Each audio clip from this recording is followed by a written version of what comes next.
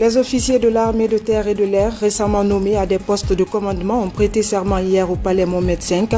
Ils s'engagent à servir la patrie avec loyauté et abnégation.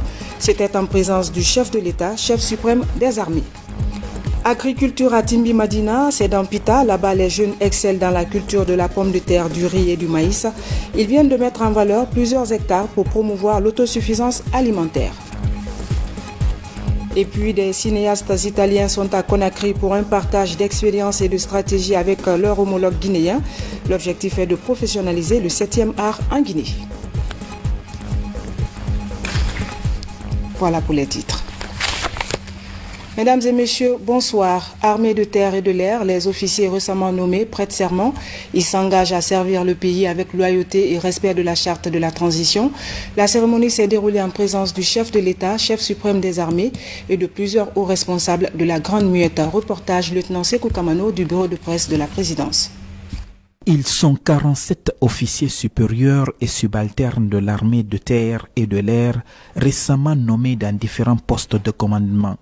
Ils prêtent serment sur le Coran et la Bible pour servir avec loyauté et abnégation tout en préservant l'intérêt supérieur de la nation.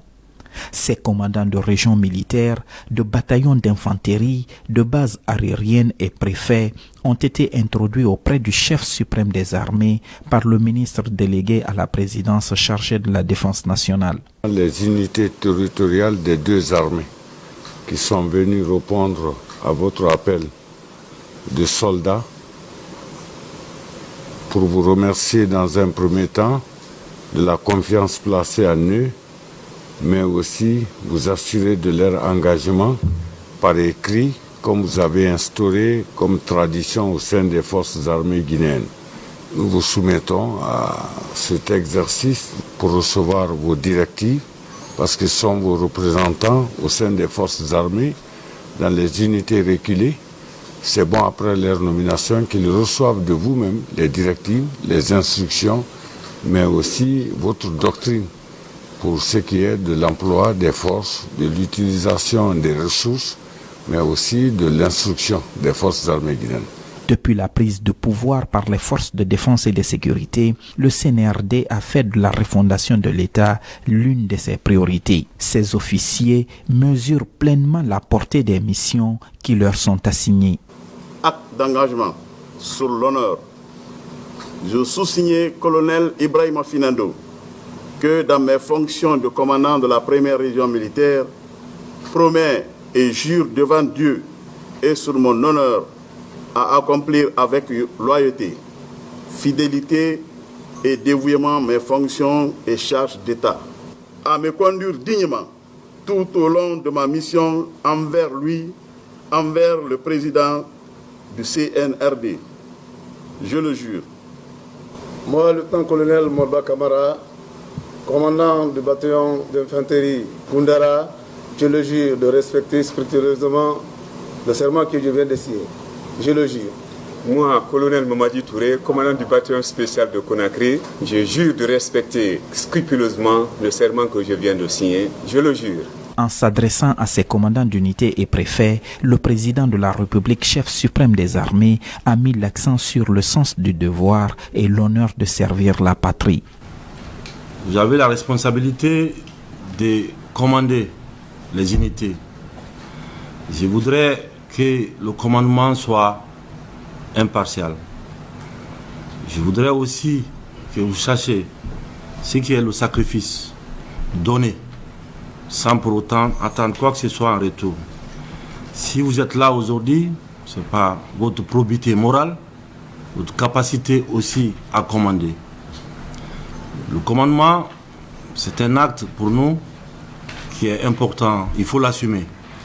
L'assumer en pensant aux subordonnés. Et nous avons aujourd'hui la lourde responsabilité de mener notre armée à la victoire, qui est une armée républicaine, qui est une armée qui a une histoire qui est joyeuse pour moi parce que nos anciens se sont battus sur tous les fronts. Nous avons nos amis qui, nous n'oublions pas, en opération à Kidal. Et pensez chaque fois à nos camarades qui sont tombés quand vous décidez. Et pensez aussi à l'engagement que vous avez pris, que nous avons tous pris devant le peuple de Guinée. Nous ne venons pas pour nous enrichir, loin de là. Nous pouvons être riches, mais en honneur. Tout ce qu'on fera, c'est de donner. Donner et donner, sans autant s'attendre à recevoir quoi que ce soit qui est pour nous l'honneur à la base. J'ai confiance en vous, je veux que vous vous compreniez. Je veux que vous vous écoutez aussi. Et qu'on tue toutes les différences qui est entre nous et qui pouvaient être entre nous, parce que le destin et le peuple de Guinée nous regardent, ils nous observent. Je pense qu'il ne peut pas avoir de division dans notre armée parce que nous avons besoin de rassemblement. Les civils prendront exemple à nous.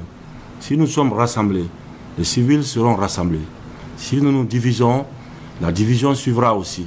Et je pense que ce pays, après 63 ans, n'a plus besoin de voir ses fils et filles divisés. Ça nous a mené où? Vous le savez mieux que moi. Après 63 ans, si nous nous trouvons encore à vouloir refonder l'État, c'est qu'il y a des choses qui n'ont pas marché. Nous allons veiller au respect de nos textes et de nos règlements aussi militaires. À savoir, ça ne sert plus à rien à un commandant d'unité de faire, ou à un responsable de faire le sacrifice pour rester. Nous allons nous référer bientôt au règlement. La durée de service au commandement sera respectée. Ceux qui sont aujourd'hui, vous avez des postes, tout le monde est amené à quitter son poste et à céder à d'autres pour avancer. Que ça soit clair. Personne ne va rester à un poste à plus de 3 ans. Donc aujourd'hui, certains sont dans les compagnies ou des bataillons, ils vont se retrouver dans les régions et à l'état-major après. Donc ce n'est pas une condamnation d'être à un poste. Je pense que c'est pour moi un honneur d'avoir la confiance de commander les hommes. Commander les hommes avec le cœur. Commander les hommes avec aussi de la sympathie. J'ai confiance en vous et vous n'êtes pas les seuls militaires en Guinée. Il y en a plein d'autres qui pouvaient être à vos places. Maintenant, vous êtes là, vous avez le destin de vos unités en main. L'opérationnalisation de notre armée dépendra de vous. Nous allons veiller à ce que notre armée puisse encore augmenter ses capacités. Vous avez besoin d'être unis, de partager de l'information et bien sûr des idées entre vous. Seul le rassemblement nous permettra d'arriver, de sortir notre pays de la situation dans laquelle nous avons pris notre pays. Nous sommes tous responsables, nous serons tous des responsables aujourd'hui, demain, devant le peuple de Guinée et devant l'histoire de notre pays.